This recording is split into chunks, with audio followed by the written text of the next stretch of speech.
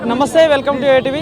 కుకట్పల్లి బాలాజీ నగర్ లో కూడా ఈరోజు మాజీ ముఖ్యమంత్రి జగన్ గారి బర్త్డే సెలబ్రేషన్ కూడా ఘనంగా జరుగుతూ ఉన్నాయి. సో మరి ఈ ప్రోగ్రామ్ కూడా ముఖ్య అతిథిగా వైఎస్ఆర్ కాంగ్రెస్ పార్టీ అధికార ప్రతినిధి శ్యామల గారు వచ్చారు.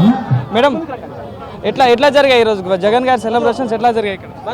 చాలా బాగా జరిగాయి. అంటే స్టార్టింగ్ ఇక్కడ నుంచే మొదలు పెట్టాము. ఈ రోజున చాలా చోట్లకి వెళ్లాల్సి ఉంది, కానీ ఫస్ట్ బాలాజీ నగర్ నుంచే స్టార్ట్ చేశాము. ఎందుకంటే ప్రతి ఏటా కూడా బాలాజీ నగర్లో చాలా ఘనంగా జగనన్న పుట్టినరోజు వేడుకలు నిర్వహిస్తారు. అలాగే ఈ రోజు కూడా ఇక్కడ అంతే ఘనంగా నిర్వహించడం జరిగింది. ప్రజలందరూ కూడా వచ్చిన వాళ్ళందరూ కూడా బాలాజీ నగర్ వాసులు సీఎం సీఎం సీఎం అని నినాదాలు చేయడం జరిగింది. మరి ఆ నినాదాలు అన్నీ కూడా త్వరలో నిజమవుతాయి. ఎప్పుడు ఎన్నికలు వచ్చినా కూడా మళ్ళీ మన జగన్మోహన్ రెడ్డి గారిని ముఖ్యమంత్రిగా చేసుకోవడానికి మా వంతు ప్రయత్నం మేము చేస్తూనే ఉంటాము.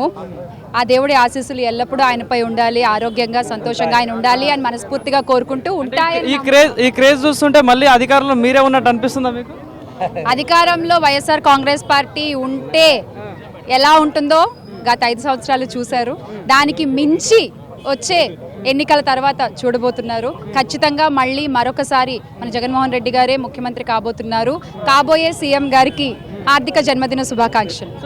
ఏం చెప్తారు మేడం? అటు కూటమి ప్రభుత్వం 6 నెలలు పూర్తయింది. మరి అంటే గత 5 సంవత్సరాల్లో కూడా పెట్టుబడులు ఏం రాలేదు. ఏదైతే కూటమి ప్రభుత్వంలో వస్తుందని చెప్పేసి అంటా ఉన్నారు అటు కూటమి అభ్యర్థులు. ఏమంటారు దీనికి? నేను ఒకటి చెప్తానండి, పెట్టుబడులు ఏవి రావు అన్న విషయం ప్రజలకు కూడా తెలుసు. పెట్టుబడులు మనం చెప్పిన హామీలు ఏవి నెరవేర్చాం అన్న విషయం కూటమి నాయకులకు కూడా తెలుసు. ఎందుకంటే వాళ్ళు గెలిచింది ప్రజల ఓట్లతో కాదు, ఆ విషయం వాళ్ళకు కూడా తెలుసు. ప్రజల ఓట్లతో గెలిస్తే వాళ్ళకు ఒక బాధ్యత ఉంటుంది, మనం వాళ్ళకి సమాధానం చెప్పాలి అని.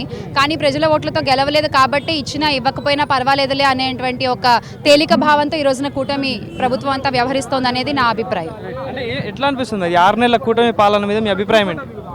6 నెలల కూటమి పాలనలో చెప్పుకోదగినవి ఏంటయ్యా అంటే ఆడపిల్లలపై జరిగిన అత్యాచారాలు, అలాగే సోషల్ యాక్టివిస్టులపై జరిగిన దాడులు, అక్రమ కేసులు, పెరిగిపోయిన కరెంటు ఛార్జీలు, రోడ్లకి కూడా టోళ్లు కట్టాల్సిన వైనం, ఉచిత గ్యాస్ సిలిండర్లు అన్నారు అవి రాకపోవడము, రైతులకి తగిన న్యాయం జరగకపోవడము, ఇవి ఈ 6 నెలల పాలనలో మనం చెప్పుకోవాల్సిన. విద్యార్థులకి ఫీ రీయింబర్స్మెంట్ రాకపోవడము, పాఠశాలలో పిల్లలు అస్వస్థతకు గురవడము, ఇవి ఈ 6 నెలల్లో చెప్పుకోవాల్సినవి.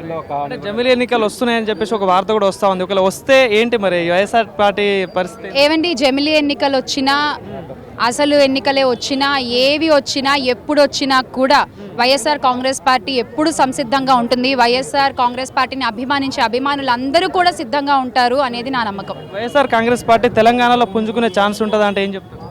దీనికి మా అధినేత కరెక్ట్గా సమాధానం చెప్పగలరండి, నాకంటే కూడా. ఎందుకంటే ఇక్కడ మీరు యాక్టివ్గా సెలబ్రేషన్ చేస్తా ఉన్నారు, ప్రతి ప్రోగ్రాంలో పార్టిసిపేట్ ఇక్కడ. ఎందుకంటే నేను ఇక్కడ హైదరాబాద్లో ఉంటున్నాను కాబట్టి, ఇక్కడ నా నివాసం ఉంది కాబట్టి, ఇక్కడ ఉన్న వాళ్ళని కూడా కలవాలి కదా. ఇప్పుడు ఆంధ్రాలో అంటే అక్కడ ఉన్న వాళ్ళు ఖచ్చితంగా చూసుకుంటారు, తెలంగాణలో ఉన్న వాళ్ళని కూడా కలవాలి కాబట్టి నా వంతు ప్రయత్నంగా నేను మా అధినేత ఆదేశాల మేరకు నేను ఇక్కడికి రావడం జరిగింది.